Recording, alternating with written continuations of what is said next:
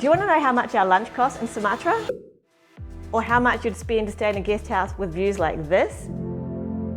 Well, we spent the last 8 years exploring and living in Indonesia, and we've helped hundreds of people plan amazing Sumatra trips. So today we're going to give you up-to-date insider information about the cost of transport, accommodation, activities, and much, much more. We'll also tell you our top money tips to help you plan your perfect Sumatra trip. But first, what can one of these pretty red notes buy you? The currency here in Indonesia is the rupiah. It goes from the small 500 rupiah coins up to these big beauties, the 100,000s. And this is what 100,000 rupiah worth in different currency at the moment. Right now, one of these can get you 2 large bottles of bintang, hire a scooter, or buy nice cookbooks for 4 people. Could you afford to stay somewhere like this in Sumatra? Stick around to find out, because the answer might surprise you. Accommodation prices vary from about 150,000 rupiah up to $1 million. So let's take a look at what you could get, starting with the budget places to stay. So hostels are found in many parts of Indonesia, but they're not really a big thing here in Sumatra yet. But that doesn't mean there aren't some fantastic, affordable places to stay. The minimum you want to spend in a budget accommodation, it will be around 150 to 250,000 per night.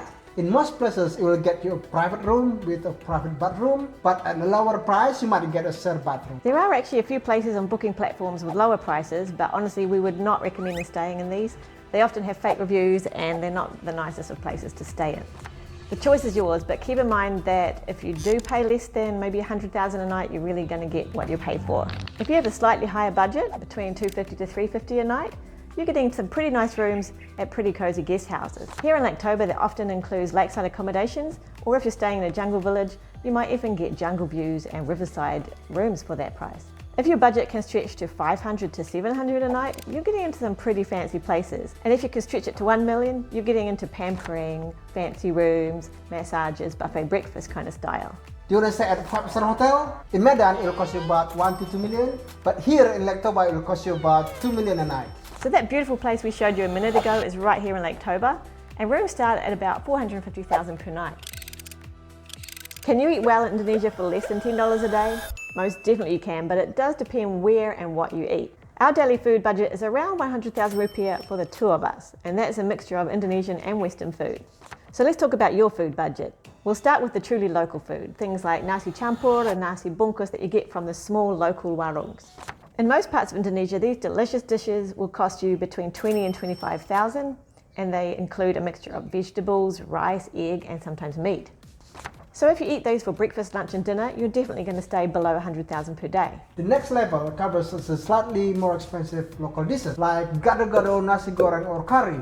The cost of this is depend on the restaurant you go. At the normal restaurant, you'll pay about 35,000 rupiah, or maybe a bit more if there is a meat. But in some dishes at the fancy restaurant, it can be about 50,000 rupiah to 100,000 rupiah. Traveling with a couple can actually be a little bit cheaper as well. Something that we often do is buy one main meal, like a curry, and 2 servings of rice, and that's enough to fill us up and save us quite a lot of money. And also, local food is fantastic, but every now and then, everybody craves a pizza or a burger or something like that. So if you're eating Western food, the prices do tend to go up a little bit. Be prepared to spend anything from 50,000 to 100,000 for a Western style meal. What about snacks and drinks? So here is the list of the price at local shop and warungs. Hit pause if you want to take a few notes. But remember, if you're buying any of these items at a restaurant or a hotel, you're probably going to pay at least double. Keep in mind that not everything in Indonesia has an affordable price tag for travellers. There are some things that are more expensive here, and you should definitely pack them before you come. We'll cover these in our top money tips coming up soon. Are you curious about anything that's not on that list? Drop a question in the comments and we'll let you know how much it is. Check out the local transportation in Sumatra. But chill bro. Not all the buses are this bad. But honestly, some of them are. As far as transportation goes, minibuses are the most affordable ways to get around. But they're also the slowest and tend to be the most uncomfortable. Smaller buses like the one above are readily available for local transport all throughout Indonesia. For example, if you're looking for the cheapest way to travel from Medan to Buklawang, you're using one of these minivans. The 4-hour trip, it costs you around 50,000 rupiah. Locals do get a cheaper ticket, but 50,000 is reasonable. Some public transport routes have slightly fancier, bigger buses, like the ones that travel between Medan and Lake Toba, and they'll cost you around $60,000 per person. The bus is quite fancy and with air conditioning on. There are also overnight buses for long distance travel between provinces, and they're pretty reasonably priced. For example, the 10-hour journey between Medan and Banda Aceh starts at around 220,000 per person, which is pretty reasonable. Or the 18 to 32-ish hour trip from Medan to Padang can be anywhere from about 350, but it can be more expensive. You can get executive class tickets if you want a bit more legroom. If you don't want to use a public transport, no problem. Hiring a private car here and driver is very common. So right now it will cost you around 750,000 rupiah to 800 from Medan to Bugilawang, which is around 4 hours drive. But from Medan to Lake Toba it will cost you a bit more expensive because you're gonna pass a toll road. Longer trip like 7 to 8 hours drive from Toba to Tangkahan, it's about 1.2 million. You may be wondering about Grab or Gojek because they are available in many different parts of Indonesia and they're really good value. They are here at Sumatra, but mostly in the bigger towns and cities. So definitely use them when you're in Medan or anywhere like that. But if you're outside of those areas, you're not going to be able to rely on them. Of course, Indonesia is the land of islands, so at some point you might be getting on a ferry to go explore. Ferry price can change drastically, of course. Short trip might cost you 25,000, or a longer boat ride maybe 350,000. If you really want to get details of the prices, Traveloka is a great place to have a look. If you want to hire a scooter here, it's going to cost you around 100 to 150 a day. And lastly, if you don't have much time, of course you can catch a flight. There's plenty of airports all over Indonesia. Just bear in mind that they're not always that cheap. At the moment, you can get from Medan to Banda Aceh for around 700,000 rupiah, or from Medan to Padang for around 1 million. If you found this video helpful, please smash the like button and don't forget to subscribe and comment. Did you know you have an excellent chance of seeing orangutans on just a one-day trek in Sumatra? Jungle treks are really a once-in-a-lifetime experience, but before we get to those, we want to cover a few of the other common things you might want to do in Indonesia.